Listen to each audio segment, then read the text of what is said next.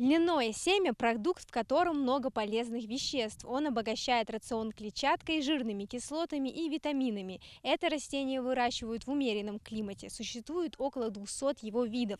Семена могут быть золотистого и коричневого цвета. Урожай собирают через 90 или 100 дней после посадки, когда образовались семенные капсулы. Из семечек льна отжимают масло. Его можно использовать как полноценный пищевой продукт и ингредиент косметических средств. Семена в чистом виде употребляют и в пищу, добавляют в салаты, десерты, напитки и основные блюда. Лен также может улучшить пищеварение, снизить риск диабета и помочь сердцу и сосудам функционировать правильно. Два вида льна пользуются особым спросом. Вот это, например, это лен кудраш, который мы здесь выращиваем, это семена. А есть волокна, где у нас в текстильной промышленности выращивают другой сорт. Но его у нас нету, это в других местах выращивают. Этот кудраш, это на семена мы привезли и выращиваем на семена. То есть для текстиля именно этот сорт не подходит? Не подходит, не подходит.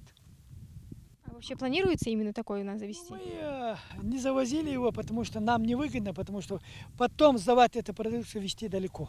Никто точно не знает, где вырос первый в мире стебель этого растения. По данным некоторых ученых, семена пришли из горных областей Индии или Китая. Всего 4 страны обеспечивает мировое производство льна. Это связано с условиями культивации льна, любящего умеренный климат.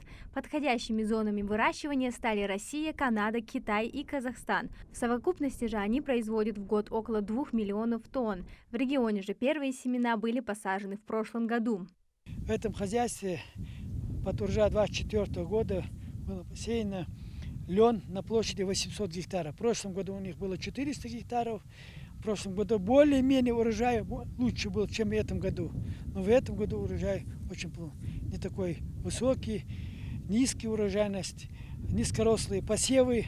Но все равно убирать-то надо это поле. Хоть там 1,5 центра будет, 2 центра будет, надо убирать. Каким будет урожай в этом году, сказать трудно, отмечает Даут Бегбузаров. Всему виной засуха. Сейчас стебель льна достигает около 30 сантиметров в длину, на 20 сантиметров меньше, чем в прошлом. Рост, конечно, небольшой, из-за того, что не было дождей. Дождей нету, засуха сильнейшая. Вот поэтому очень посевы очень низкорослые. И мы даже не знаем, какой здесь урожай будет. Может, там ниже среднего даже. Ну, вот это такие маленькие. Да, вот такие маленькие семена. Если они были бы более крупнее, если были бы осадки. А осадков нету. Часто именно льняной материал был героем известных исторических событий в мире. Например, тела египетских мумий заворачивали в полотна льна, которые особым способом защищали их от быстрого распада. А что касается современных реалий, на данный момент в регионе нет перерабатывающих заводов, поэтому лен тут сажают только с целью продажи. Ставрополь, другие регионы покупают его. Льняное масло у нас вот продают. Это намного выгоднее, чем другую культуру, поэтому они его выращивают.